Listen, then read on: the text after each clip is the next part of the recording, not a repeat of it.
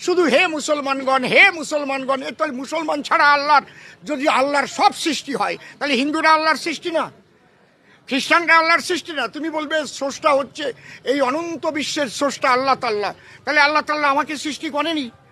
এই যে ধর্মান্ধতা, তাহলে তুমি মুসলমান হয়েছো পরে একটু সুন্নত দিয়ে, কিন্তু আল্লাহ আমাকে যেভাবে পাঠিয়েছে আমি সেইভাবেই আছি। তাহলে আল্লাহর কাছে আমি প্রিয় হব না তুমি প্রিয় হবো, সেটা বলো। তুমি তো আল্লাহর সৃষ্টিকেই তুমি খতনা করে দিয়েছো। আল্লাহ ভালো দুটো চোখ দিল, একটা চোখ কানা করে দিলাম, যা আমার ভাল লাগছে না, একটা চোখ কানা করে। এটা কি ধরনের হয়? যা করে করুক গিয়ে, তাতে কোনো আমার আপত্তি নাই। কিন্তু তোমার ধর্মে লেখা থাকবে, হে মুসলমানগণ, অমুসলমানদের যেখানে পাইবে সেখানে বন্দি করিবে, নির্মমভাবে হত্যা করিবে। আর আমি হিন্দু হয়ে সেটা বলতে পারবো না।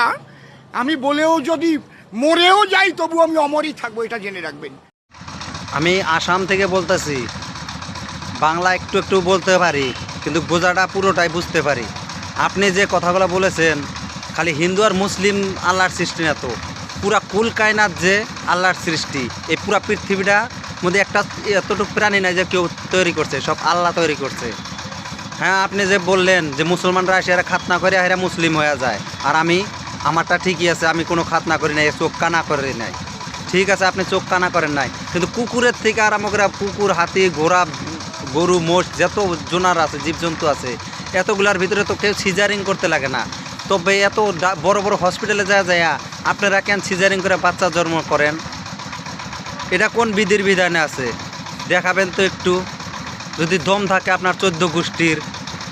বাংলা কথা আমিও বুঝি, আমরা আসামে থাকি বলে ভাইবেন না যে আমরা বাংলা বলতেও পারি না বা বুঝতেও পারি না, বোঝাটাও বুঝি।